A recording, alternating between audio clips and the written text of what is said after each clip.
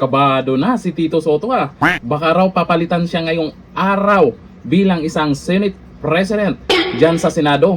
Anong kinakatakot mo? Meron ka namang 1,100 tuwa. Sabi pa nga ng iba, may school vocal pa nga. O ayon po dito sa isang post, Tito Soto, pinagpapasa Diyos na lamang kung mapatalsik siya bilang Senate President. Naku, damay na naman sa kanilang Diyos. Ibinahagi ni Senate President Vicente Tito Soto ang kanyang reaksyon sa mga planong pagpapatalsik sa kanya bilang pinuno ng Senado ngayong araw bago mag-umpisa ang posibleng impeachment trial laban kay Vice President Sara Duterte. Nga naman, kung ikaw kasi yung Senate President dyan, pagdating sa impeachment trial, ang tanong ng karamihan, maging patas ka ba? Ang tawag nga sa iyo ng iba, tuta. Ay dito, matatanda ang umuugo ngayon ang ulat na nangangalap ng numero ang minority na pinamunuan ni Senator Alan Peter Cayetano para mapatalsik si Soto. Ayon kay Soto, na alam niya ang mga nasabing ulat at nagtitiwala siya sa magiging desisyon ng Diyos sa kanya. Diyos na naman. Anong magagawa mo kung ayaw na ng mga kasamahan mo dyan? At sa napapansin ko ito sa napapansin ko sa mga lumalabas na balita, lalo na dito, sa binasa po natin dito, ay mga nagkokomento dyan, wala na ring tiwala sa iyo, Soto. Kahit sa kilalang media, pag ikaw yung laman ng balita, nakikita po natin kung ano yung naging reaksyon ng mga netizens. Nawalan sila ng tiwala sa iyo kasi maganda din naman sana, unang-una, ang magiging Senate President, abogado. Kasi netong nakaraan, magaling talaga itong si Soto, may mga pinagyayaw-yaw siya dyan.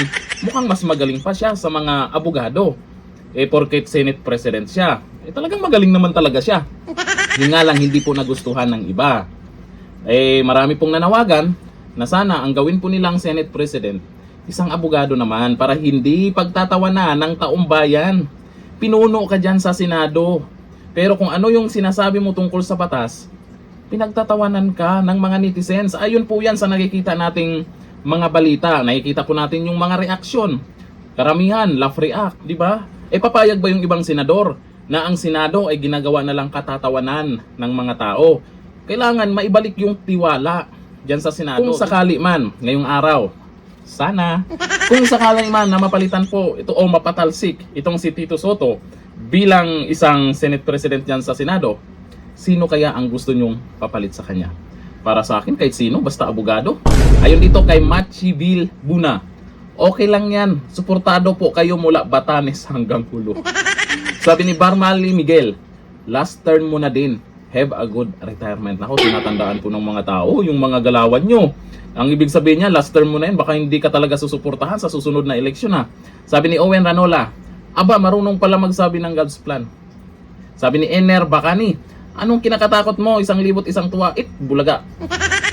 Diba, ginawang katatawanan na po ang ginagawa po ni Senate President Tito Soto dyan. Hindi naman siguro papayag yung ibang mga senador dyan na yung reaksyon ng mga tao pag binalita po ang tungkol dyan sa Senado, tawa na lang, nawalan sila ng tiwala.